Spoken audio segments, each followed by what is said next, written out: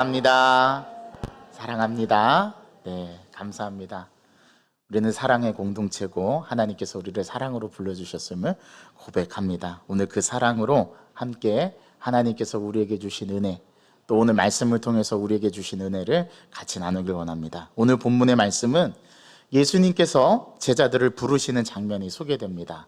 제자들 한두 명 불러보시지 않으셨을 예수님께서 제자들을 부른다는 것은 우리는 당연하게 여기지만, 요한복음이 증언하는 예수님께서 제자들을 부르는 첫 장면은 요한복음 1장에 바로 오늘 빌립을 부르시는 이 제자를 부르시는 장면에서부터 시작이 됩니다.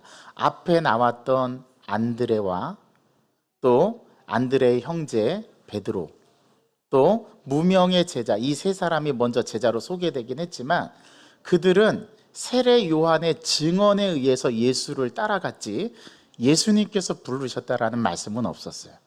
그런데 오늘 예수님께서 오늘 갈릴리로 나가시려 하시다가 빌립을 만나서 그에게 딱 한마디 말씀하셨습니다. 뭐라고 말씀하셨습니까? Follow me, 나를 따르라. 이 말씀을 예수님께서 하시면서 오늘 빌립을 예수님께서 부르시는 장면이 소개되는 것이죠. 우리가 오늘 이 본문 말씀을 읽으면서 한 가지 기억해야 될, 상기해야 할 내용이 있습니다. 여러분, 우리는 요한복음의 주제가 무엇인지를 이미 다 나누어서 알고 있죠. 여러분, 요한복음의 주제가 무엇입니까? 예수님이 누구신지를 넘어서서 예수님이 무엇이다라고 얘기하는 게 요한복음의 주제입니다. 그래서 이미 1장 1절은 예수님을 무엇으로 얘기하고 있죠? 로고스다, 말씀이다 라고 소개하고 있죠. 또한 그 말씀이신 로고스께서 육신이 되어서 이 땅 가운데 어떻게 하십니까? 거하셨다라고 정의합니다. 이게 다른 복음서가 말하는 예수의 이야기와 전혀 다르게 설명하고 이야기를 들려주는 요한의 방식이에요. 예수님은 요한에게 있어서 누구시다라를 넘어서서 예수님은 무엇이다라고 정의를 합니다. 여러분, 예수님을 이렇게 정의해도 되는 겁니까? 오히려 더 예수님이 누구신지가 더 맞는 표현 아니에요? 그런데 요한은 영적인 관찰에서 이것을 넘어서서 예수님이 무엇이다라고 정의를 해요. 예수님은 생명의 떡이다. 예수님은 세상의 빛이다. 예수님은 선한 목자다. 예수님은 양의 문이다. 예수님은 길이요 진리요 생명이다. 예수님은 참 포도나무다. 이런 방식으로 예수님을 무엇이다라고 소개한다라는 점이죠. 그렇다면 왜 요한복음이 우리에게 이렇게 예수님에 대해서 증언하고 설명하려고 하는 것일까를 우리가 눈여겨서 생각해 보아야만 합니다. 즉, 하나님이 인간이 되셔서 인간 역사에 들어오셨음을, 말씀이 육신이 되어 이 땅 가운데 거하심에 우리가 그의 영광을 보니 독생하신 아버지의 영광이다라는 요한복음 1장 14절 이후의 말씀을 우리가 기억을 하면서 이 말씀을 생각해야 합니다. 또 말씀이 육신이 되신 사건은 요한복음 밖에는 전해주지 않는 내용이에요. 이건 전무후무한 내용입니다. 다른 복음서에서는 이렇게 진술하는 법이 없어요. 이렇게 설명하는 법이 없어요.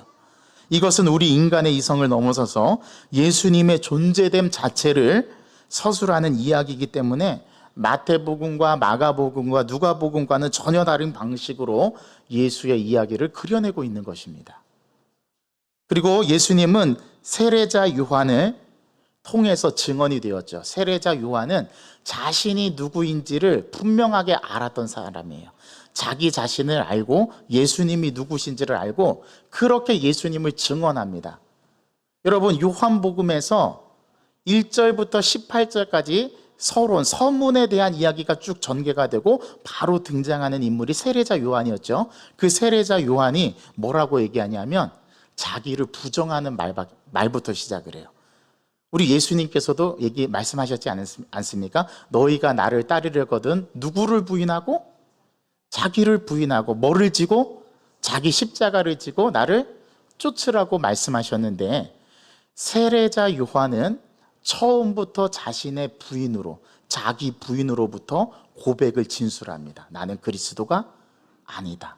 아니다라는 반복을 2번 이상 반복하면서 자기의 존재됨을 말하고 그 이후에 자기와 함께한 모든 사람들과 특별히 제자들에게 예수님이 누구신지를 증언하는 내용을 우리가 바로 지난주 앞달라까지 살펴봤던 내용이었어요.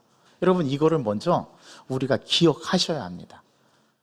요한복음의 강해는 이게 좀 강점이 있어요. 우리가 계속해서 말씀을 연속적으로 이어가고, 여러분들은 이미 지난주에 다음 본문이 어떤 본문이라는 것을 예측하시잖아요. 그래서 다음 주 본문 말씀은 이 말씀이겠구나, 여러분들은 이미 알고 있어요. 그래서 말씀을 차곡차곡 여러분 마음속에 하나씩 채워가면서 이 말씀을 기억해낼 필요가 있습니다. 우리가 앞서서 살펴봤던 세례요한은 나는 그리스도가 아니다, 나는 엘리야가 아니다, 나는 선지자가 아니다라는 자기 부정을 통해서, 이게 우리 신앙의 출발점인데, 우리가 누구인지를 정확하게 말하고 나서 예수님이 누구이신지를 바라보면, 이게 지피지기면 백전불패라는 그 말의 의미처럼 우리 자신이 하나님에 대한 올바른 신앙의 고백으로 나아갈 수 있는 단초를 제공받아요. 이게 참 중요한 고백입니다. 세례자 요한은 아니다라는 부정을 통해서 자기를 부인하는 말을 2회 이상 한 다음에, 그 다음에 세상 사람들에게 또 그 세례 요한의 말을 듣는 두 제자들에게 뭐라고 말하냐면, 보라, 세상 죄를 지고 가는 하나님의 어린 양이로다 라고 예수를 증언하죠. 그래서 두 가지 상반된 증언이 나오는데, 나는 그리스도가 아니다라는 증언에서는 자기 부정으로서 자기의 존재의 첫 출발점을 알리고, 그게 자기에 대한 정체성이죠. 예수님을 향해서 보라, 세상 죄를 지고 가는 하나님의 어린 양이로다라는 이 진술은 예수님의 존재됨, 예수님이 누구신지, 예수의 정체를 드러내는 증언이었죠. 이 두 가지의 상반된 증언을 통해서 요한복음 저자는 예수님이 앞으로 무엇이다라는 것을 계속해서 서술해 나갈 겁니다. 그것이 우리가 지난주까지 살펴보았던 내용입니다. 여러분, 예수님은 뭐였던 거예요? 바로 유월절 날에 유월절 어린 양을 잡는 그 희생 제물이 바로 예수님이었던 거예요. 그게 예수의 정체성이었다는 것을 세례 요한이 증언합니다. 그리고 실제 요한복음에서 예수님은 십자가에 달려 돌아가신 그 날이 바로 유월절 절기의 어린 양을 잡는 그 시각, 바로 그때였습니다. 그래서 예수님은 십자가의 희생 제물로 달려 돌아가신다라고 증언하는 게 요한복음의 서술입니다. 그 증언을 듣자 세례 요한의 제자 중 두 제자가 자기의 스승을 버리고, 세례자 요한을 버리고 예수님을 쫓아가죠. 그리고 예수님께서 그 자기를 쫓아오는 두 제자를 향해서 질문하지 않습니까? 뭐라고 질문했죠? 너희가 무엇을 구하느냐? 그때 이 두 제자가, 세례 요한을 따랐던 두 제자가 스승을 갈아치우고 예수님을 쫓아가면서 예수님의 그 질문에 대해서 뭐라고 대답하냐 하면, 주께서 어디에 계십니까? 라비어, 어디 계십니까? 라고 묻습니다. 이 말의 의미는 주님께서 어디 묵으십니까? 우리가 주님의 제자가 되고자 합니다. 우리를 받아주십시오. 그 의미였던 거예요. 그리고 나서 우리가 지난주 말씀을 들여다보면 예수님께서 그 두 제자와 함께 머물고 거하시는데 그 시각이 10시쯤 되었더라. 그러니까 하루가 시작하는 그 시점이었던 거예요. 저녁 6시 이후쯤이 되었던 거예요. 그래서 예수님과 새로운 출발, 새로운 스승과 함께 시작하는 새로운 출발점을 알렸던 게 바로 세례자 요한을 따르던 두 제자가 자기의 스승을 갈아치우고 예수를 따르겠다고 나선 것이었습니다. 그리고 나서 안드레라는 그 제자, 그 세례 요한의 제자 중 두 사람 중에 한 사람의 이름이 공개되는데 그 사람의 이름이 안드레였죠. 그 안드레가 누구를 찾아가냐면 자기 형제 시몬을 찾아가서 그 시몬에게 뭐라고 고백하냐면, 내가 메시아를 만났다, 그렇게 얘기합니다. 그리고 시몬이 예수님 앞에 나오게 되죠. 이게 우리가 지난주까지 묵상했던 본문의 말씀의 내용이었습니다. 자, 오늘 예수님께서 이 안드레와 또 무명의 제자였던, 우리는 나중에 요한복음 21장까지 가면은 이 사람이 누구인지를 알게 되는데, 이 두 제자 중에 한 사람은 이름은 안드레였고 또 한 사람은 이제 요한으로 우리가 밝혀지게 될 텐데요. 이 요한과 또 세 번째 베드로가 예수님을 따르겠다라고 나섰던 제자 중 첫 세 제자입니다.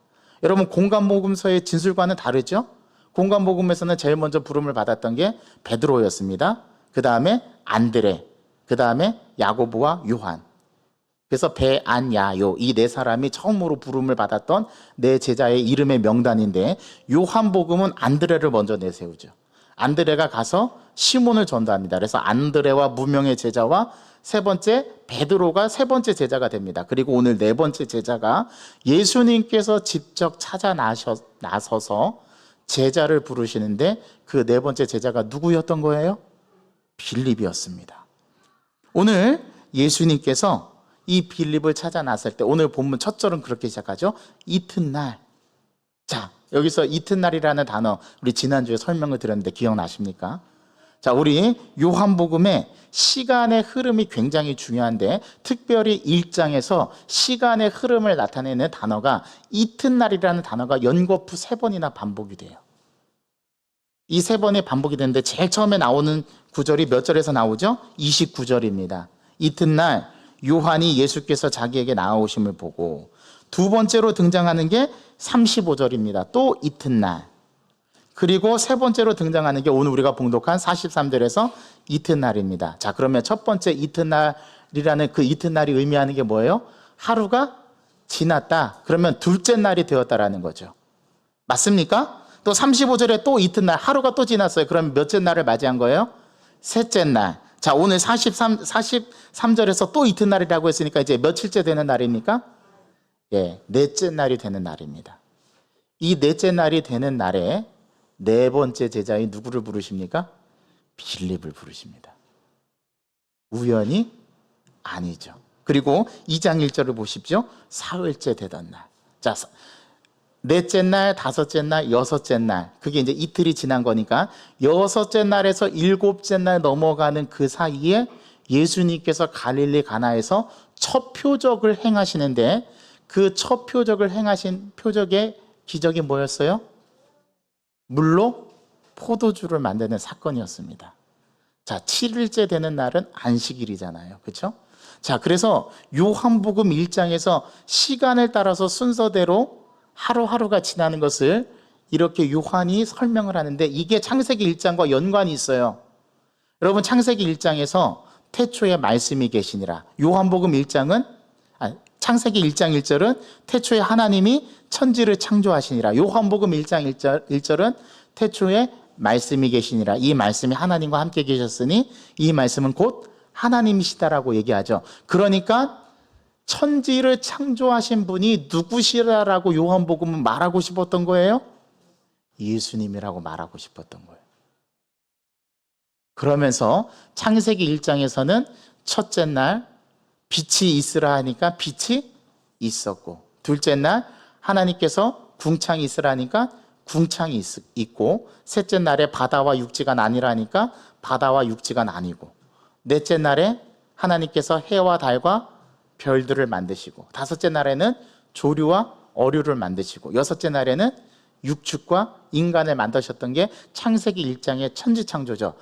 하루가 지나면서 저녁이 되고 아침이 되는 이는 첫째 날이니라. 이는 둘째 날이니라. 이는 셋째 날이니라. 하루하루가 지나면서 하나님의 천지창조가 순서대로 이루어져요. 요한복음에서는 하루하루가 지날 때마다 예수님께서 마치 새로운 창조를 만드시는 것처럼 천지창조를 하는 예수님으로 새 창조자이신 예수 그리스도를 드러냅니다. 이게 요한복음의 방식입니다. 그리고 여섯째 되는 날 저녁, 일곱째 날로 넘어갈 때에 예수님께서 첫 번째 기적, 표적을 일으켜 주시죠. 그게 갈릴리 가나의 혼인잔치에서 물로 포도주를 만드는 사건이었습니다. 이렇듯 예수님이 누구신가를 넘어서서 예수님이 무엇인가를 계속해서 보여주고 있는 게 요한복음 1장의 내용이에요. 그러면서 오늘 빌립을 부르실 때에 예수님께서 빌립을 향해 찾아 나섭니다. 갈릴리로 나가시려 하다가 빌립을 만나셨다라고 했습니다. 그런데 오늘 이 갈릴리로 가시다가 빌립을 만났다. 이 만났다라는 헬라어 단어가 오늘 유리스케이라는 단어가 쓰였는데, 이 유리스케이라는 단어는 3인칭 직설법이에요. 원래 원어는 유리스코라는 동사에서 유래한 건데 뜻은 만나다라는 뜻인데, 이 만나다라는 뜻이 그냥 만남이 아니에요.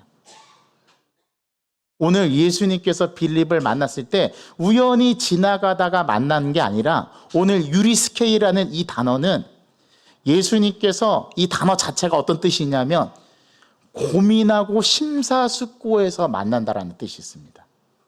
자, 그러면 여러분들에게 여쭤볼게요. 우연입니까? 필연입니까?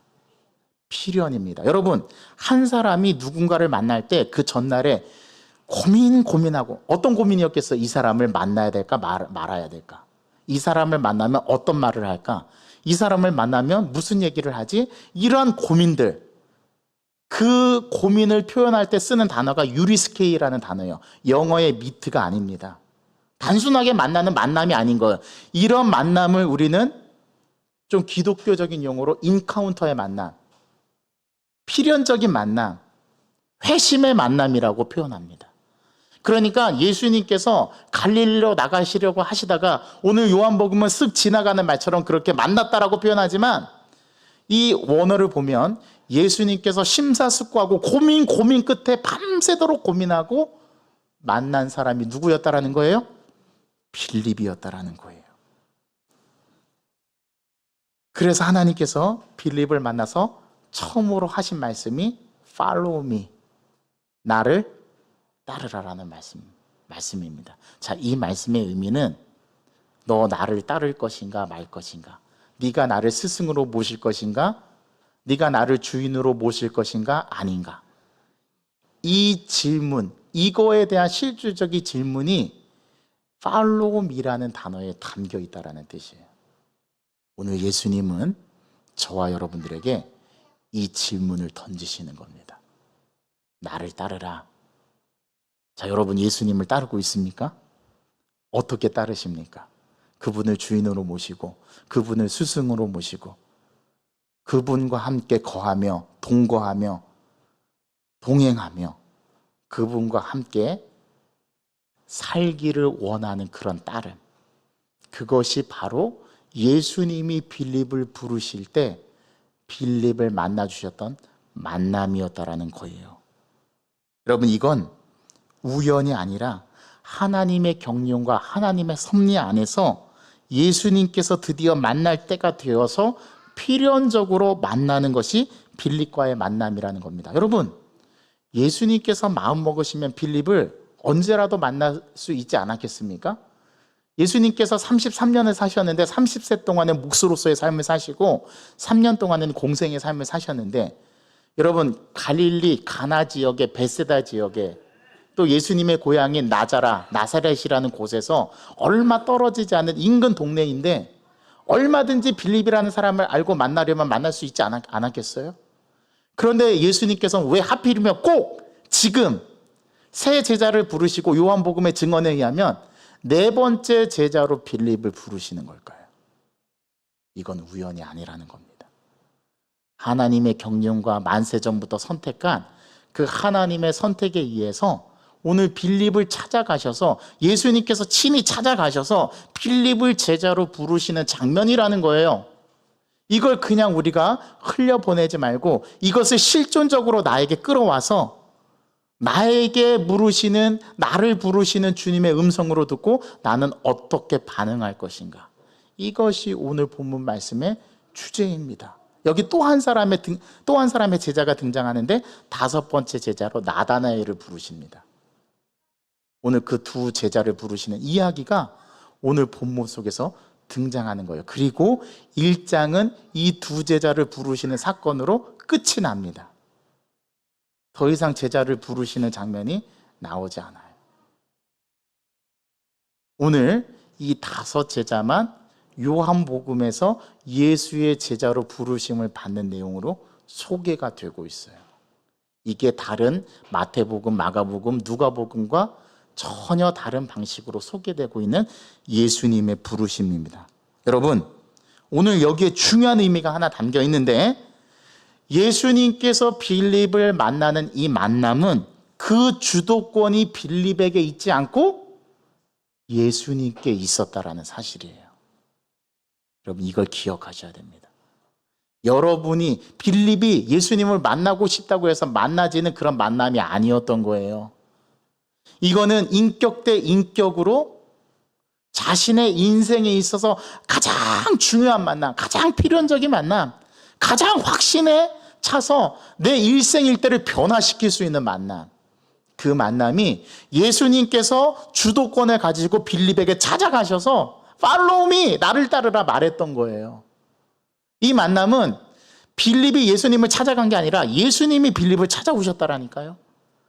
하나님께서 인간의 몸을 입으시고 저와 여러분들을 찾아오신 것과 동일한 사건인 겁니다. 여기에서 만남은 인카운터의 만남, 자기 인생을 변화시킬 수 있는 만남이었던 거예요. 그게 오늘 빌립이 예수님의 부르심에 응답하는 첫 번째 들었던 말, Follow me, 여기에 담겨있는 의미였던 것입니다. 저와 여러분도 마찬가지입니다. 그냥 우리가 우연히 만난 게 아니라는 겁니다. 저와 여러분들이 그냥 하나님을 만난 게 우연히 만난 게 아니에요. 우연히 하나님의 말씀이 여러분 심령 속으로 들어간 게 아니란 말입니다. 예수님의 철저한 계획, 하나님의 철저한 계획 속에서 하나님께서 정해놓은 시간에 여러분들이 주님의 말씀을 듣고 반응하고 누군가의 전도에 의해서 여러분들이 예수 믿기로 작정하고 그렇게 예수를 믿기 시작하고 성령으로 거듭나는 체험을 하게 하신 그 예수님을 만나서 여러분들이 이 자리에 결과로서 있게 되었다는 사실 여러분이 인정하실 수 있겠습니까? 오늘 이걸 말씀하는 거예요. 오늘 만남은 바로 이런 만남을 말하는 거예요. 그러니까 여러분들이 지금까지 인생을 살아오면서 내가 예수 믿게 되고 내가 영광교회에 나오게 되고 여러분 이것을 여러분들은 우연이라고 생각할지 모르겠지만 하나님의 입장에서는 이게 우연이 아니라는 거예요. 반드시 하나님이 주도권을 가지고 여러분들을 지금 이 자리에 있게 하신 분이 하나님이시라는 겁니다. 제가 언젠가 새벽 예배 때 말씀을 전하다가 그런 말씀을 선포했던 적이 있어요. 여러분들이 다 이 자리에 나오신 게 여러분들이 의지적으로 나오신 것 같죠. 제가 그러면서 뭐라고 반론을 제기했냐면 만약에 지금 하나님께서 여러분들이 영광교회 7월 14일 이 예배 시간에 하나님께서 허락하시지 않으면 한 사람도 이 자리에 나올 수 없습니다. 여러분 이거 인정하실 수 있겠습니까? 이 시간에 하나님께서 여러분들의 발걸음을 옮겨주시지 않았으면 여러분들 마음속에 오늘 내가 이 주일 예배를 하나님 앞에 영광교회에서 드려야 되겠다 이 마음을 주시고 여러분들을 인도하지 않으셨으면 한 사람도 이 자리에 나올 수가 없습니다. 저는 이걸 믿습니다. 이게 하나님의 주권, 이게 하나님의 놀라우신 계획, 인도하심, 섭리라고 부르는 거예요. 오늘 빌립은 그걸 경험했던 거예요. 오늘 하나님께서는 빌립에게 예수 그리스도를 통해서 그걸 경험할 수 있도록 은혜를 베푸신 거예요.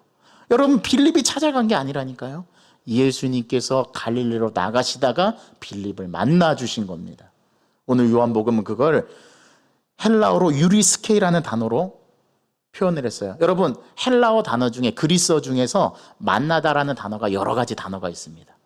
그 가운데 유리스케이는 만나고자 하는 사람이 자신의 주권을 가지고 주도권을 가지고 다른 사람을 만나러 찾아갈 때 쓰는 단어가 유리스케이라는 단어예요. 유리스코라는 단어예요. 그러니까 빌립이 예수님을 만난 건 우연이 아니었던 거예요. 저와 여러분들도 마찬가지입니다. 하나님의 철저한 고민, 계획 가운데 우리를 서로 만나게 하셨고 유리스케이, 즉 하나님이 주도권을 가지고 저와 여러분들을 만나주신 겁니다. 오늘 두 제자를 만나주신 이 사건은 하나님의 주도적인 사건이었어요.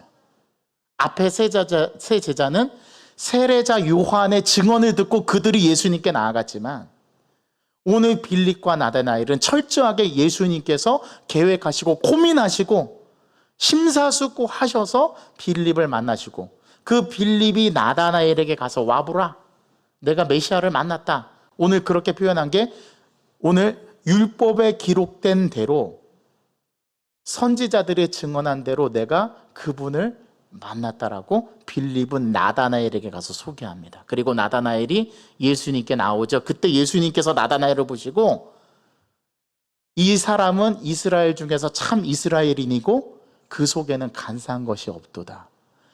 예수님께서 나다나엘을 먼저 알고 계셨습니다. 그리고 나다나엘을 부르시죠. 그 얘기를 듣고 나다나엘이 뭐라고 얘기하냐면, 주님께서 나를 어떻게 아십니까? 그러자 예수님께서, 네가 나를 만나기 전에, 네가 빌립의 이야기를 듣고 여기 오기 전에 네가 무화과 나무 아래에 있었을 때 내가 이미 너를 보았느니라. 야, 기가 막힌 말씀이 나왔어요. 오늘 이 두 가지의 사건을 여러분들이 병렬시켜서 이 본문이 도대체 뭐를 말하려고 하는 것인가를 여러분 머릿속으로 치열하게 지금 뇌작용을 하셔야 돼요.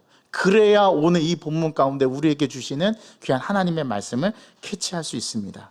여러분, 하나님이 주도권을 가지고 여러분들에게 찾아오셔서 저와 여러분들을 하나님의 백성으로 삼아주셨답니다. 이게 하나님과 우리의 만남이었던 거예요. 창세 전부터, 만세 전부터, 이 온 우주가 창조되기 이전부터 먼저 선지하시고 먼저 계셨던 예수님께서, 성부 하나님께서, 성령 하나님께서 저와 여러분들을 만나실 계획을 가지시고, 딱 그때에 빌립을 만나셔서 하나님께서 예수 그리스도를 통해서 나를 따르라 말했던 것처럼 저와 여러분들에게 그렇게 만나 주셨다라는 겁니다. 이걸 믿으셔야 합니다. 여기에 우리가 기여한 것이 전혀 한계도 없어요. 주님께서 우리를 만나 주시는 데에 저와 여러분들이 기여한 것이 하나도 없어요. 이걸 은혜라고 하는 거예요. 하나님이 우리를 만나 주신 겁니다. 오늘 예수님께서 갈릴리로 나가시다가 빌립을 만난 것은 우연이 아니라 고민을 거듭한 끝에 필연적으로 만나 주셨다라는 거죠. 그러니까 예수 안에서 만나는 모든 만남은 우연이 아닌 거예요. 그래서 저는 기독교에는 우연이라는 말이 없습니다. 불교에서는 옷깃만 스쳐도 인연이라고 얘기하는데 기독교는 그런 종교가 아니에요. 기독교는 필연입니다. 하나님의 계획과 하나님의 섭리 가운데 저와 여러분들이 만난 거예요. 역시 여러분 혹시 그런 경험 해보신 적 있습니까?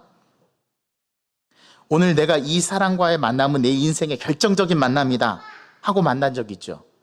그런데 살고 보면 그것이 그리 중요한 만남이 아니었다라는 사실을 깨닫게 됩니다. 시간이 지나면 그걸 알게 돼요. 여러분, 하나님의 섭리가 담겨 있는 만남, 그 만남은 단순한 만남이 아닌 거예요. 그래서 여러분, 스쳐 지나가는 우연과도 같은 만남을 소중히 여기셔야 됩니다. 왜냐하면 그 만남이 필연이거든요. 제가 한 가지 그러한 것들을 좀 고백해 볼까 합니다. 신기하게도 삶을 살다가 그리 중요하지 않는 만남조차, 우리가 그렇게 여기지 않았던 그 만남조차도 우연과도 같은 만남이 있었다라고 우리는 생각했던 그 만남도 알고 보면 그게 운명적으로 필연적인 만남이 되는 거예요. 여러분, 제가 영광교회 부임하고 나서 제가 이런 얘기를 들은 적이 있습니다. 저는 영광교회 아는 분이 아무도 없어요. 저는 심지어 이 진해 지역은 연고도 없습니다. 아무도 저를 아는 사람이 없고, 저도 여러분들을 영광교회에서 만나기 전에는 아무도 알고 있었던 사람이 한 사람도 없어요. 그렇죠? 그런데 저를 검증하는 가운데 제가 전혀 생각하지도 못한 분들이 저에 대해서 좋은 평가를 내려주시고 또 그러한 추천을 해주셨다는 목회자의 이야기를 들은 적이 있습니다. 그래서 제가 이 자리에 있게 된 건지도 모르겠어요. 저는 그분들을 만난 적이 없어요. 전혀 저는 그분들을 알지 못합니다. 그런데 그런 분들에 의해서 청빙 과정 속에 제가 영광교회의 담임 목사로 부임하게 되는 은혜가 저에게 주어진 거예요. 저는 여기에 기여한 게 아무것도 없어요. 그런데 나중에 우리 그런 얘기들을 제가 들으면서 진짜 이거는 하나님이 하셨구나라는 것을 저 스스로도 인정하게 되는데요. 여러분, 우리가 이러한 인생을 살다 보면 아무것도 아닌 만남인 것처럼 느껴졌는데 언젠가 그 사람에 의해서 나의 인생에 결정적인 일들이 이루어진 걸 경험해 본 적이 있으십니까? 저는 많습니다. 아마 여러분들도 있을 거예요. 나에게는 그 사람이 전혀 중요한 사람이 아니었었는데 그 사람으로 인해서 나에게 뭔가 하나님의 일들이 진행이 되고 계획들이 진행되는 걸 경험했던 적이 있으셨을 겁니다. 그러니까 우리의 만남은 우연이 아니었던 거예요. 어느 유행가 가사처럼 우리 만남은 필연입니다. 하나님의 계획 가운데, 하나님의 주도권 가운데 하나님께서 주도권을 가지고 만나게 해주셔서 저와 여러분들이 만났던 거예요. 제가 또 고백할까요? 여러분, 하필이면 대한민국 팔도 가운데 왜 경상남도일까요? 경상남도 가운데 수많은 지역들이 있을 거 아니에요. 창녕도 있고 합천도 있고 뭐 부산도 있고 울산도 있고 여러 곳이 있을 텐데 왜 하필이면 진해일까요? 진해구 안에서도 여러 동들이 있잖아요. 여러 교회들이 있어요. 하필이면 왜 진해 영광교회일까요? 여러분, 이거는요, 아무리 제가 곱씹어서 생각해보고 아무리 생각해봐도 이거는 필연입니다. 하나님의 주권적인 역사였던 거예요. 여러분, 이 사실을 인정하는 게 굉장히 중요합니다. 자, 따라해 봅시다. 우리 만남은 우연이 아니야. 필연이야. 여러분, 앞으로 이렇게 여기시길 바랍니다. 그리고 여러분들이 앞으로 스쳐 지나가든 만나는 사람, 그 사람들도 하나님의 계획 가운데 필연적으로 만나게 되는 사람입니다. 단적인 예로 여러분들의 배우자 어떻게 만나셨어요? 아이고, 목사님, 지금 생각해 보니까 제가 잘못된 선택이었던 것 같아요. 아니요, 하나님께서 주도적으로 계획하셔서 그 사람의 눈을 들게 하시고 그 사람을 보게 하시고 그 사람을 배우자로 선택하도록 하나님께서 주도적으로 이끌으셨던 겁니다. 하나님 아닌 것 같습니다. 여러분들이 그렇게 고백하셔도 아닙니다. 하나님이 만나게 하신 거예요. 잘 생각해 보세요. 여러분, 자기 배우자를 잘 생각해 보면 그 배우자를 통해서 나에게 주는 메시지가 있어요. 저는 어제도 느끼고 오늘도 느낍니다. 하나님께서 여러분들의 배우자를 그렇게 만나게 하시고, 또 잘 생각해 보세요. 여러분들의 자녀, 왜 수많은 자녀들 모습 가운데 여러분들이 이상적으로 그리는 자녀의 상도 있을 거예요. 그런데 이런 모양으로, 이런 모습으로, 이런 성질과 이런 기질과 이런 성품으로 내 뱃속에서 나온 내 자녀, 전 세계 가운데 닮은 사람은 있을 수 있어도 딱 이 아이는 오로지 나의 자녀 이 한 사람밖에 없는 그런 유전적인 DNA를 가진 유일무이한 아주 유니크한 독특한 창조물, 여러분들이 뱃속에서 10달 동안 품고 길렀던, 태어났던 여러분들의 자녀, 여러분, 이 자녀와의 만남이 우연일까요? 아니요. 하나님께서 딱 동규 같은 아들을 주신 겁니다. 하나님께서 이 자녀를 주신 거예요. 만나게 하신 거예요. 이 땅 가운데 우리를 통해서 부모로 짝지어 주시고 역할 지어 주시고 그 자녀를 우리가 만나게 해주신 거예요. 이게 하나님의 계획이었던 거예요. 하나님의 섭리였던 것 같아. 거예요. 오늘 빌립과 나다나엘도 이 운명적인 만남이 예수님과 이루어집니다. 특별히 나다나엘은 구약의 율법을 잘 알았던 사람이었어요. 그래서 오늘 빌립이 그걸 알았기에 이 나다나엘에게 뭐라고 예수님을 소개하냐 하면, 율법에 기록된, 율법에 명시된 내가 그 사람, 선지자들에 의해서 기록된 그 사람을 내가 드디어 만났다. 지금 뭐라고 고백하는 겁니까? 메시아를 만났다라고 고백하는 겁니다. 오늘 이 얘기를 바로 자기의 가장 친한 사람인 나다나엘에게 가서 먼저 얘기했던 거예요. 그때 나다나엘이 그 얘기를 듣고 그 마지막에 빌립이 덧붙인 한마디, 그 사람이 누구냐 하면 나사렛 사람 예수다. 그 얘기를 그 전까지는 딱 괜찮았는데 그 얘기를 딱 듣고 나서 나다나엘이 바로 즉각적으로 반응하는 게 뭐냐면, 야, 율법에 메시아는 나사렛에서 난다는 법이 없다 라고 얘기하면서, 나사렛에서 무슨 선한 것이 날 수 있겠냐, 예수님을 약간 무시하고 예수님을 약간 멸시하는 듯한 발언을 나다나엘이 하는데, 그건 예수님을 무시해서가 아니라 구약에 명시된, 율법에 명시된 대로 태어난다라고 한다면 메시아는 어디에서 태어나야 돼요? 유대 땅 베들레헴에서 태어나야 돼요. 그런데 나사렛 사람 예수라니, 여기 이 나사렛 사람 예수라는 단어에서 나다나엘은 실망했던 모양입니다. 그가 구약을 잘 알고 율법에 명시된 대로라면 예수님은 베들레헴, 유대 땅 베들레헴에서 태어나셔야 되는데 나사렛 사람이라고 하니까 아마 실망했던 것 같아요. 그런데 사실 예수님은 어디서 태어나셨어요? 베들레헴에서 태어나셨어요. 아마 나다나엘이 이걸 몰랐던 모양입니다. 나사렛 예수라는 말만 듣고 아마 실망했던 것 같아요. 그때 예수님께 나오는 그 나다나엘을 보시고 예수님께서 그를 가리켜서, 보라, 이는 참으로 이스라엘 사람이라, 그 속에 간사한 것이 없도다. 자, 오늘 두 가지를 말했어요. 이스라엘 사람이다, 그 안에 간사한 것이 없다. 자, 이스라엘 사람, 이스라엘이라는 이 말은 어디서 나왔죠? 구약의 야곱에게서 나왔어요. 야곱의 이름이 뭐였습니까? 이스라엘이었죠. 자, 야곱은 어떤 자였어요?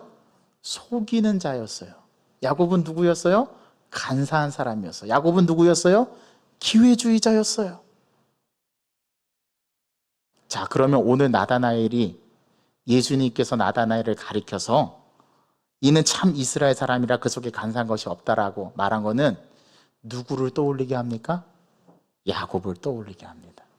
그리고 오늘 중요한 말씀이 나오는데 51절을 함께 읽어보겠습니다. 시작. 또 이르시되 진실로 진실로 너에게 이르노니 하늘이 열리고 하나님의 사자들이 인자 위에 오르락 내리락 하는 것을 보리라 하시니라. 자, 이 말씀을 들으면 구약의 인물 중에 누가 떠오릅니까? 야곱이 떠올라요. 야곱이 자기 형 에서를 피해서 바단 아람으로 도망갈 때 베델이라는 곳에서 돌베개를 베고 잠을 청하는데, 밤속에 잠을 자는데 환상을 보죠. 어떤 환상을 봅니까? 사닥다리가 하나 하늘에서 자기가 잠자는 사이에 그 장소에 이렇게 내려오는데 그 위로 천사들이 오르락 내리락 하는 것을 보게 됩니다. 자, 오늘 50절에 내가 너를 무화과 나무 아래에서 보았다 함으로 믿느냐? 이보다 더 큰 일을 보리라. 더 큰 일이 뭐예요? 그러면서 하시는 말씀이, 오늘 하나님의 사자들이 인자 위에 오르락 내리락 하시는 것을 보게 될 거라고. 자, 그러면 오늘 이 말을 하는 것은 누구한테 말하는 겁니까? 나다나엘에게 하는 거죠. 그런데 이 나다나엘이 누구를 가리켜 상징했던 거예요? 야곱을 상징했던 거예요. 우연일까요? 그렇지 않습니다. 오늘 이 본문 속에서 하나님이 주도적으로 자기의 제자들을 부르시고 하나님의 백성을 모집해 가시는데, 그 하나님의 백성을 부를 때는 예수님께서 고민하고 심사숙고해서 하나님 나라의 백성, 하나님 나라의 제자들을 부르시는데, 오늘 빌립과 나다나엘을 부르신다라는 것은 하나님께서 그들에게 더 큰 것을 보게 해주시겠다는 이 약속, 그것은 바로 예수님이 누구시다라는 거예요? 메시아시다라는 거예요. 자, 예수님이 무엇이라는 거예요? 하나님의 아들이라는 거예요. 그걸 보여주기 위해서 오늘 빌립을 찾아가시고 나다나엘을 만나 주신 거예요. 그리고 나다나엘을 이미 알고 계신 예수님을 보여주시죠. 묻습니다. 예수님은 도대체 어떻게 나다나엘을 미리 아신 걸까요? 이름도 알아요. 여러분, 예수님은 하나님의 아들이시니까 초자연적인 능력을 가지셔서 그렇게 아셨다라고 생각해서는 안 됩니다. 오늘 예수님께서 이 나다나엘이라는 이 사람에 대해서 엄청 많이 고민하셨다라는 것을 우리는 이 구절에서 읽어낼 수 있어야 돼요. 무슨 말씀입니까? 하나님이 주도권을 가지고 이 나나네를 만나 주셨다라는 거예요. 자, 그럼 이 말씀을 우리에게 어떻게 적용해 볼 수 있을까요? 여러분, 저와 여러분들이 이렇게 예배 공동체로서 하나님을 예배하고 경배하는 것은 그냥 이루어지는 것이 아니라는 거예요. 하나님은 지금도 여러분들의 삶을 주도적으로 붙들고 이끌어가고 계시는 줄 믿으시길 바랍니다. 여러분들이 만나는 사건, 여러분들이 만나는 어려움, 여러분들이 만나는 질병, 여러분들이 만나는 모든 것들은 다 누구의 계획이에요? 하나님의 계획이에요. 그런데 우리는 이해가 안 되죠. 꼭 이런 계획 속에서 이렇게 해야 될 필요성이 있을까? 예, 그렇게 돼야 할 필요성이 있습니다. 왜요?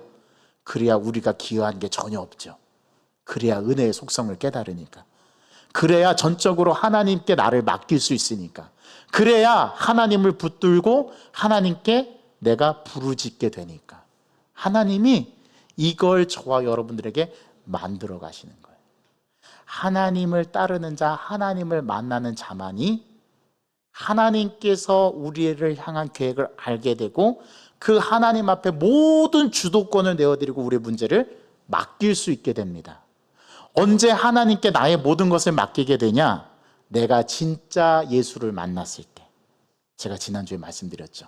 진짜가 나타나면 가짜는 다 사라지게 돼 있어요. 가짜가 무엇입니까? 물질, 자녀, 내 배우자, 내가 생각하고 있는 행복, 내가 꿈꾸고 이루고자 하는 성공, 이런 것들이 다 가짜 주인인 거예요. 여러분들에서 가짜 왕노릇하는 거예요. 그런데 진짜 주인을 교체하고 나면 그분께 나의 모든 것을 맡기게 됩니다. 심지어 내 걱정과 근심까지도 맡기게 됩니다. 그 하나님을 꼭 만나시기 바랍니다. 그래야 우리의 문제가 해결되고 여러분들의 인생의 방향을 다시 설정하고 목표를 잡을 수 있습니다. 누구를 통해서요? 예수님을 통해서. 오늘 그 예수님께서 여러분들에게 한 발자국 더 다가가십니다. 여러분들도 한 발자국 주님을 향해서 내디딜 수 있는 용기가 저와 여러분들에게 있기를 간절히 소망합니다. 어떻게 아셨다고요? 만세 전부터 저를 기억하시고 선택하셨다니까요. 이게 하나님의 섭리, 하나님의 선택, 하나님의 예정인 것입니다. 이것을 굳게 붙들고 이번 한 주를 살아내 보시기 바랍니다. 주님, 그렇다면 제 인생을 지금도 주님께서 주도하시고 이끌어 가신다면 주님, 저를 만나 주십시오. 하나님은 만날 준비가 돼 있으세요.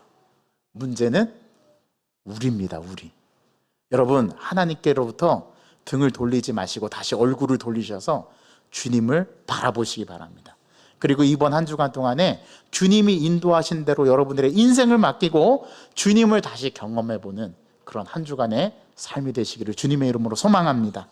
하나님, 우리 인생은 근시안적이라서 내가 원하는 것만 보고 내가 원하는 것만 추구하고 내 인생이 마치 내가 계획하고 의지하는 대로 다 이루어가는 것처럼 보이지만 그러나 실상은 내 뒤에서 나를 이끌어 가시고 나를 주도해 가시고 나를 내 인생의 모든 상황을 만들어 가시는 분이 예수 그리스도임을, 하나님이심을 우리는 오늘 이 본문 말씀을 통해서 고백하게 됩니다. 주님을 만나야 합니다.